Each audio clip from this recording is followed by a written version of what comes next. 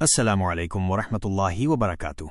मेरे अजीज़ दीनी भाइयों और बहनों, मुहर्रम का महीना अल्लाह का वो महीना है जिसे अशूर हर्रम यानी मुक़द्दस महीनों में शामिल किया गया है। इस महीने की हर रात और हर दिन रहमतों और सब्र के पैगाम से भरा हुआ है, लेकिन जो दो दिन सबसे ज़्यादा अज़मत वाले हैं वो हैं 9वीं और 10वीं मुहर्रम। आइए आज हम इन रोज़ों की हकीकत और फजीलत को समझें।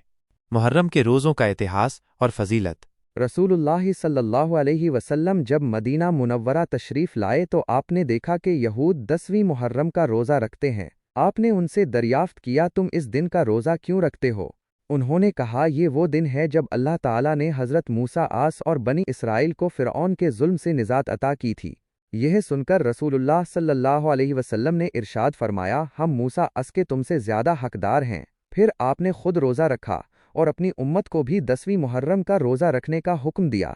ये वही दिन है जब हज़रत मूसा असा की दुआ कबूल हुई, फ़िरऔन को समुंदर में डुबोया गया और अल्लाह की मदद से हक़ की जीत हुई। इस दिन की अहमियत सिर्फ तारीख़ी नहीं बल्कि ईमानी भी है। रसूलुल्लाह सल्लल्लाहु अलैहि वसल्लम ने फरमाया, अशूरा 10वीं मुहर्रम के रोज़े से पिछले साल के गुनाहों का कफ़ारा माफ़ी हो जाता है। सही मुस्लिम हदीस 1162। यहूद से मुख्तलिफ रहने का हुक्म, लेकिन आपने ये भी फरमाया कि हम यहूद से मुख्तलिफ रहें, इसलिए सिर्फ 10वीं नहीं बल्कि 9वीं और 10वीं या 10वीं और 11वीं दोनों दिन रोज़े रखें। इन दो रोज़ों का रख लेना हमारे लिए गुनाहों की माफ़ी का ज़रिया, रसूलुल्लाह सल्लल्लाहु अलैहि वसल्लम की सुन्नत पर अमल और ईमान की ताज़गी है। इन रोज़ों में सहरी करना, इफ्तार पर दुआ पढ़ना, तिलावत, ज़िक्र और नमाज़ों का एहतमाम करना और अपने घर वालों पर कुछ ज़्यादा खर्च करना, ये सब सुन्नतें मुस्तहब्बा हैं। सब्र, दुआ और यकीन का सबक। 9वीं और 10वीं मुहर्रम का रोज़ा हमें सिर्फ भूखा प्यासा रखने का नाम नहीं, ये रोज़ा हमें ये सबक देता है कि सच्चाई चाहे कितनी भी कमज़ोर नज़र आए, अगर सब्र, दुआ और यकीन के साथ जिया जाए तो अल्लाह की मदद यकीनन आती है।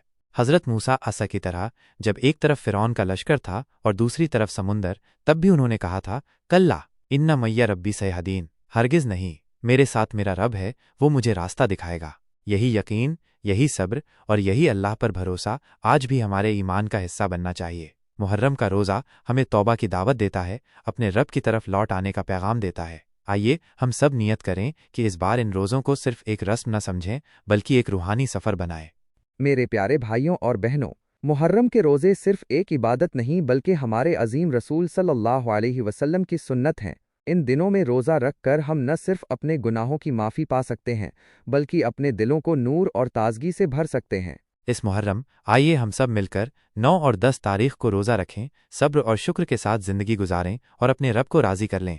अगर आपको ये वीडियो पसंद आए तो ज़रूर अपने दोस्तों और रिश्तेदारों के साथ साझा करें और हमारे चैनल हडिया वॉइस को ज़रूर सब्सक्राइब करें।